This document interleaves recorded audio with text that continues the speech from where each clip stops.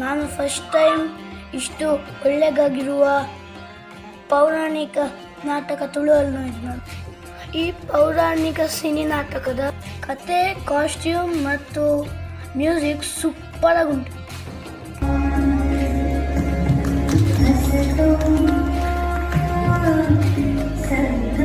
ಈ ನಾಟಕದಲ್ಲಿ ಯೂಸ್ ಮಾಡಿರುವ LED ಸ್ಕ್ರೀನು ಮತ್ತು ಆ್ಯನಿಮೇಷನ್ಸು ಸೂಪರ್ ಆಗಿ ನಂಗೆ ಮೂವಿ ನೋಡಿದಂಗೆ ಆಯಿತು.